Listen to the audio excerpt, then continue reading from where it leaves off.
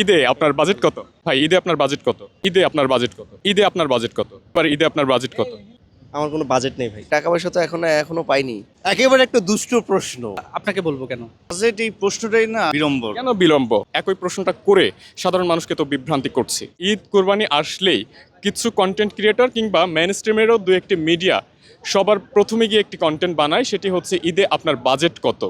এখন আমার কথা হচ্ছে ঈদে বাজেট কত সেটি আমি আপনাকে কেন বলবো? এখন একজনের বাজেট হতে পারে ৫০০ টাকা, কারো বাজেট হতে পারে ৫ লাখ টাকা। যার বাজেট ৫ লাখ টাকা আছে সে খুব খুশি মনে বললো আমার বাজেট ৫ লাখ টাকা, কিন্তু যার বাজেট মাত্র ৫০০ টাকা সে যখন পাশের জনের কাছ থেকে শুনবে তার বাজেট ৫ লাখ টাকা, তখন না তার ঈদটা নষ্ট হয়ে যাবে। কারণ ওই ৫০০ টাকা দিয়ে প্রথমে যে সুখটা খুঁজে পেত সেটা হয়তো বা সে পাবে না। কিন্তু গণমাধ্যম বলেন, কন্টেন্ট ক্রিয়েটর বলেন, তাদের এই অবাঞ্ছিত প্রশ্নের কারণে অনেকেই বিভ্রান্তির মুখে পড়ছেন, আবার অনেকে ইমোশনাল হয়ে কান্নাও করে দিচ্ছেন। সে যে ৫০০ টাকার ভিতরে যে সুখটা খুঁজে পেত সেটা তখন এই প্রশ্নের কারণে নষ্ট হয়ে যাচ্ছে। আপনি সাংবাদিক, হ্যাঁ, ঈদে আপনার বাজেট কত? আমার কোনো বাজেট নেই ভাই। বাজেট নিয়ে সাধারণ মানুষকে প্রশ্ন করে বিভ্রান্তিকর করার যে বিষয়টা কিভাবে দেখছেন? একজন গণমাধ্যম কর্মী হিসেবে এই জিনিসটি বলা একদমই সমুচিত নয়। তিনি বলতে চাচ্ছেন যে এই যে প্রশ্নগুলো যারা মেইনস্ট্রিম মিডিয়াতে করছে এটা আসলে একদমই ঠিক না। আমরা আরও একজন সাংবাদিকের সাথে কথা বলবো। ভাই ঈদে আপনার বাজেট কত? আমার বাজেট এটা আপনাকে বলবো কেন? আপনি তো একজন গণমাধ্যম কর্মী। এই যে শপিং মলে গিয়ে গিয়ে সাধারণ মানুষকে যখন প্রশ্ন করেন ঈদে আপনার বাজেট কত, উনি যে বিভ্রান্ত হয় এটা কি বুঝেন? আমার হাউস থেকে বা আমি এই ধরনের কন্টেন্ট করিনি, এবং এটা একটা নোংরা প্রতিযোগিতা শুরু হয়েছে। এই যে প্রশ্নটা এটি আসলে ভালো নাকি খারাপ? এটা একটা বিভ্রান্তিকর প্রশ্ন। আসলে কে কার কত বাজেট এটা হলো তার নির্দিষ্ট একটা বিষয়। আমরা একটু আপনাদের সাথে কথা বলি। ভাই এবার ঈদে আপনার বাজেট কত? জি, ঈদে আপনার বাজেট কত?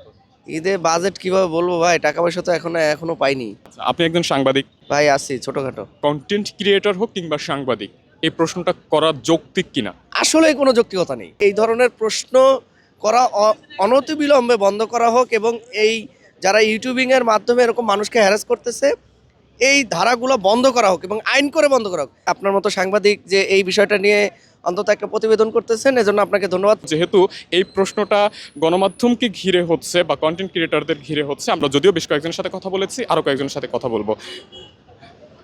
একটু কথা বলি আপনার সাথে। আপনি গণমাধ্যম কর্মী, জি, ঈদে আপনার বাজেট কত?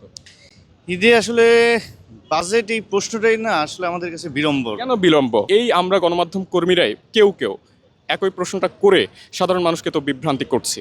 আচ্ছা, এখন আসলে যারা করছে তারা গণমাধ্যম কর্মী কিনা আগে আমাদের এটা জাস্টিফাই করতে হবে। তো একটি মিডিয়াতে কিন্তু আসছে মেইন স্ট্রিমের। আচ্ছা, এটা আসলে আমার যা মনে হয় যে তারা আসলে ভিউয়ের যে ব্যবসা, সেই ভিউয়ের ব্যবসার দিকে আগাচ্ছে। কেননা বাজেট কত, তারপরে এই প্রশ্নগুলো আমার যেটা মনে হয় যে আসলে প্রাসঙ্গিক না। অর্থাৎ তিনি বলছেন যে এই যে প্রশ্নটি সেটি মানুষের ইমোশনকে আঘাত করে। আমরা এখন একজন সিনিয়র সাংবাদিকের সাথে এই প্রশ্নটি করব। ভাই ঈদে আপনার বাজেট কত? একেবারে একটা দুষ্ট প্রশ্ন। এই প্রশ্নটা একটা দুষ্ট প্রশ্ন, যে কারণে এই প্রশ্নের উত্তর দেওয়াটাও আসলে মনে করছি যে খুব বেশি প্রয়োজন নেই। আপনি বলছিলেন যে এটি একটি দুষ্ট প্রশ্ন, কিন্তু এই দুষ্ট প্রশ্নটাই অনেক গণমাধ্যম কর্মীরাও করছেন সাধারণ মানুষকে, আবার অনেক কন্টেন্ট ক্রিয়েটররাও করছেন। অর্থাৎ সাধারণ মানুষকে বিভ্রান্ত করা হচ্ছে। আপনিও যেমন বিভ্রান্ত হয়েছেন, সাধারণ মানুষও বিভ্রান্ত হয়েছে। এই প্রশ্নটা কতটা যৌক্তিক মনে করছেন? কেনই বা আমরা করছি? একেবারে একটা অযৌক্তিক প্রশ্ন। আমাকে চেনেন না, আমি যাকে কোনোদিন দেখিও নি, সেই ব্যক্তি যখন প্রশ্নটি করে এটি বিব্রতকর এবং অবশ্যই দুষ্ট।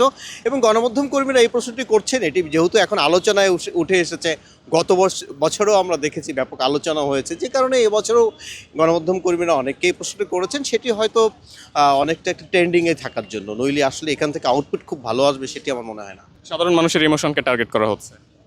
এক্স্যাক্টলি, সাধারণ মানুষকে ইমোশনকে টার্গেট করা হচ্ছে, এবং কেউ হয়তো এক্ষেত্রে বেফাস কথা বলবেন, অনেকে আগ বাড়িয়ে।